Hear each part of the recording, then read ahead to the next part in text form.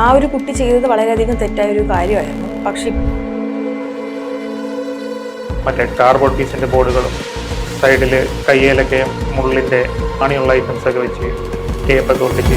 പക്ഷേ ഇതിന് മുന്നേ നടന്ന പല കാര്യങ്ങളിലും നമ്മൾ സത്യാവസ്ഥ തെളിഞ്ഞിട്ടുണ്ട്. ദീപകിന്റെ തലക്കൽ കൊളുത്തി വെച്ച് നിലവിളക്ക് പോലെ അച്ഛനും അമ്മയ്ക്കും കുടുംബത്തിനും ആ വീടിന്റെ ഒരേ ഒരു വെളിച്ചം താനെയങ്ങ് കിട്ടുപോയതല്ല. വെറും ഒരാൾ ചെയ്ത തെറ്റിന് ബാക്കി ചുറ്റുമുള്ള എല്ലാവരെയും പണിഷ് ചെയ്യേണ്ട ആവശ്യമില്ല. ഇപ്പോൾ ആൾക്കാർ ട്രോളുകളായിട്ട് ഇപ്പോൾ ഈ ഒരു കണ്ടന്റിനെ ബേസ് ചെയ്ത് വീഡിയോസ് ഇറക്കാൻ തുടങ്ങിയിട്ടുണ്ട്. മറ്റേ കാർബോർഡ് പീസിന്റെ ബോർഡുകളും സൈഡിൽ കയ്യിലൊക്കെ മുള്ളിന്റെ ആണിയുള്ള ഐറ്റംസ് ഒക്കെ വെച്ച് ടേപ്പൊക്കെ ഒട്ടിച്ച് ചെയ്തതും, പിന്നെ വയോധികരായക്കാരൊക്കെ കണ്ടന്റുകളൊക്കെ ക്രിയേറ്റ് ചെയ്യുന്നതും വൈറലായ വീഡിയോസ് എല്ലാം നമ്മൾ കാണുകയുണ്ടായി. അതിനെപ്പറ്റി എന്താണ് പറയാനുള്ളത്?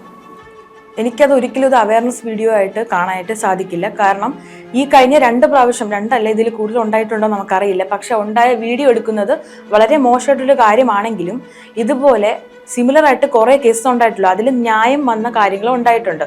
ഇതിപ്പോൾ ഇങ്ങനത്തെ വീഡിയോസിലൂടെ ആൾക്കാർക്ക് അയച്ചു കൊടുക്കുന്നുണ്ടോ എന്ന പ്രശ്നം എന്ന് വെച്ച് കഴിഞ്ഞാൽ, മുന്നോട്ട് പോകുന്ന സമയത്ത് ഒരു ട്രൂ ആയിട്ട് ജെന്യുവൻ ആയിട്ട് ഒരു ഇഷ്യൂ വരികയാണ്.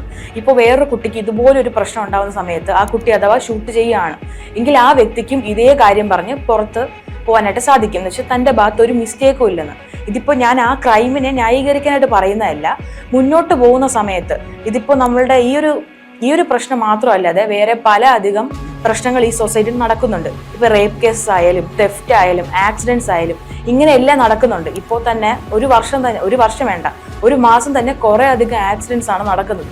പക്ഷെ എന്നും പറഞ്ഞ് നിങ്ങൾ ആരും വീട്ടിലിരിക്കുന്നില്ല. എല്ലാവരും വെഹിക്കിൾ എടുക്കുന്നുണ്ട്, വണ്ടി ഓട്ടിക്കുന്നുണ്ട്.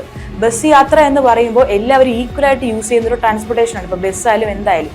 പക്ഷെ അവിടെ ഒരിക്കലും നമുക്ക് കുറച്ച് പേരെ മാറ്റി നിർത്തി നമുക്ക് യാത്ര ചെയ്യാനായിട്ട് സാധിക്കില്ല.